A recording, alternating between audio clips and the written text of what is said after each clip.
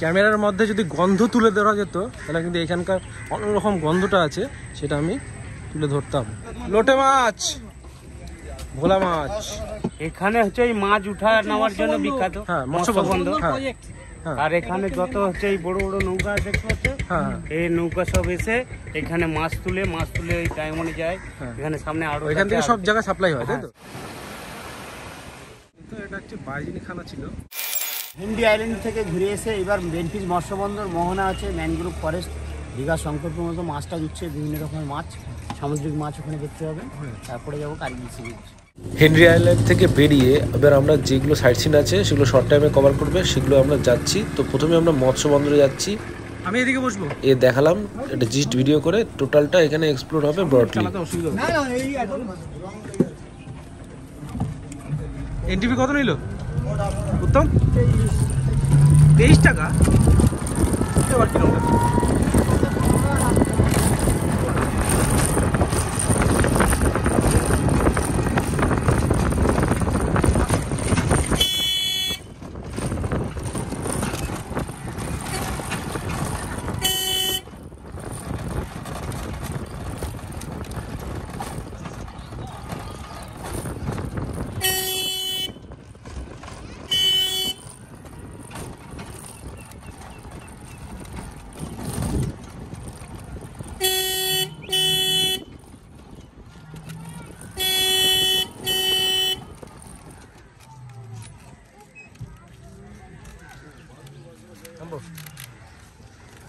এখানে কতক্ষণ লাগাবো বলো? কতক্ষণ লাগাবো? সব হ্যাঁ, ঠিক আছে। সেকেন্ড স্পটে আমরা ঢুকছি। আমার চ্যানেলে এইখানকার ভিডিও আছে, সবাই দেখতে হবে। তৃতীয়বারের জন্য আসলাম। এটা হচ্ছে ফিশারি, সব মাছ এখানে চলে এরা সবাই। ক্যামেরার মধ্যে যদি গন্ধ তুলে ধরা যেত তাহলে কিন্তু এখানকার অন্যরকম গন্ধটা আছে সেটা আমি তুলে ধরতাম, কিন্তু ক্যামেরায় আর গন্ধ ধরা যায় না।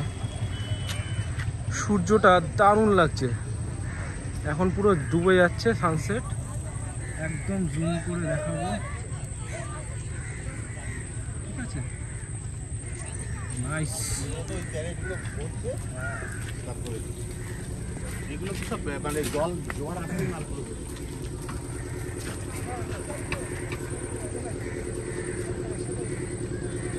এই নিয়মগুলো আছে এখানে।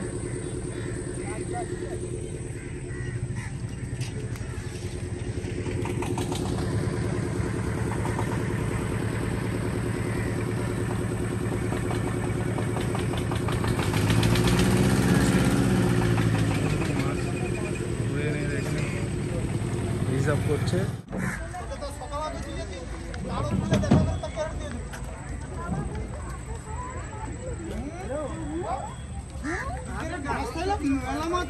লোটে মাছ, ভোলা মাছ।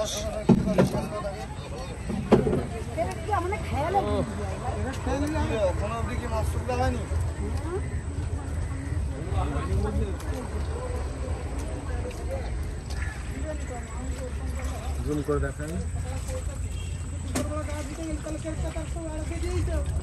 এটা জোয়ারের সময় নাকি? জোয়ারের সময় এখন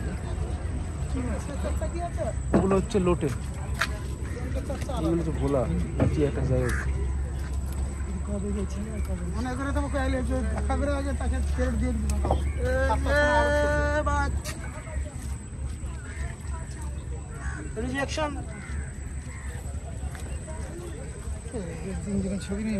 দাঁড়াও, সেটা তো হবেই, দাঁড়াও। হ্যাঁ, 10 থেকে 15 মিনিট বলেছে।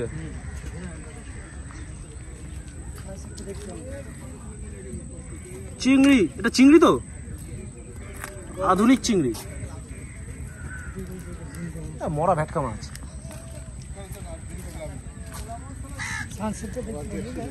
চলো সানসেট দেখে আসি। ওই তো, হ্যাঁ অন্য পয়েন্ট আছে।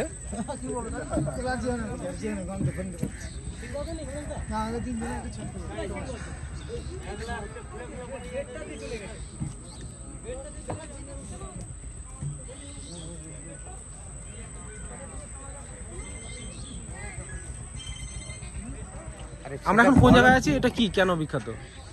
এখানে হচ্ছে এই মাছ উঠা নেওয়ার জন্য বিখ্যাত, হ্যাঁ মৎস্যবন্দর। হ্যাঁ আর এখানে যত হচ্ছে এই বড় বড় নৌকা দেখতে পাচ্ছ, এই নৌকা সব এসে এখানে মাছ তুলে ওই ডায়মন্ডে যায়।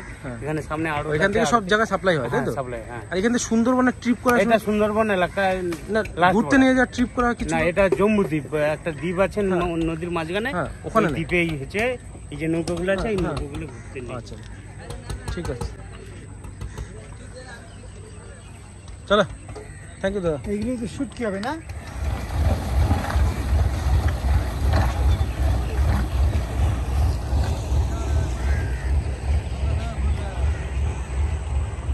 নোংরের কাজ চলছে, যাই হোক আমরা ওদিকটা দেখে আসলাম, এদিকটাও সেম জিনিস।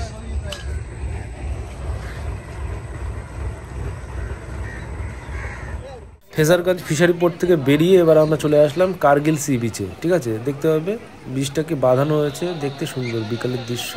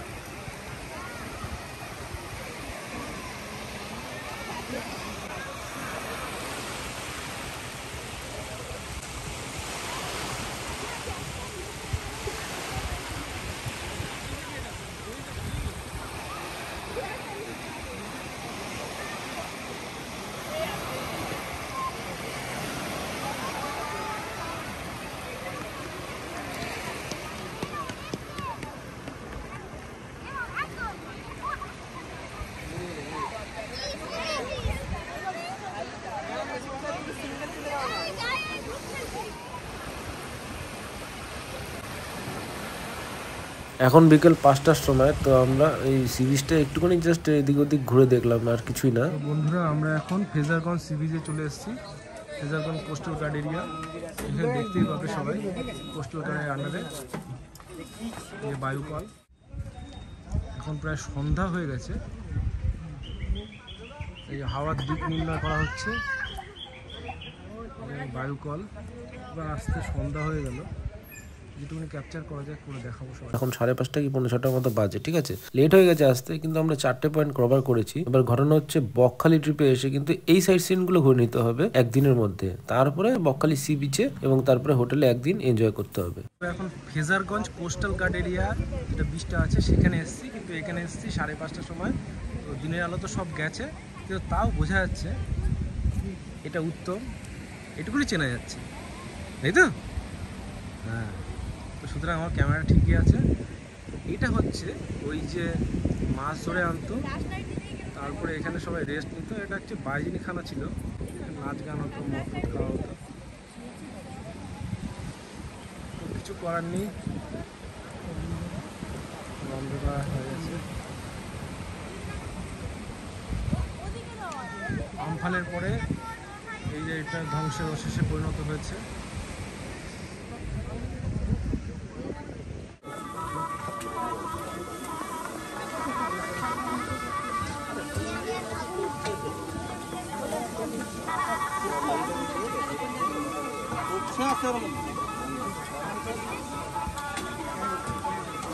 বকখালি সি বিচে এই মাছের বাজারে এইভাবে মাছগুলো সাজানো রয়েছে। মাছের বাজার না, অ্যাকচুয়ালি এইভাবে পরিবেশন করা হয়েছে, যার যেটা পছন্দ এখানে মার্কেটিং করতে পারে। তো ফেরার সময় আমরা ওইখানে একটু ঘুরে আসলাম। এইভাবে আমরা বকখালি রিলেটেড সাইন্স সিনটা এই ভিডিওর মাধ্যমে কমপ্লিট করে ফেললাম। নেক্সট ভিডিওতে বকখালি সি বিচ নিয়ে সামগ্রী একটা ভিডিও করব, সেই ভিডিওটা আসতে চলেছে, এবং তারপর আসছে মৌসুমী আইল্যান্ডের ভিডিও। তো এইভাবে দুদিনের মধ্যে আমরা বকখালি সাইট সিন এবং মৌসুমী আইল্যান্ড কভার করলাম। এভাবেই আমাদের একটা 2 দিনের ট্রিপ কমপ্লিট হলো। ভিডিওটা ভালো লাগলে লাইক শেয়ার তো করবে এবং সকলের সাথে শেয়ার করে আমাকে সাপোর্ট করবে। Thanks for watching this video. Tata, by.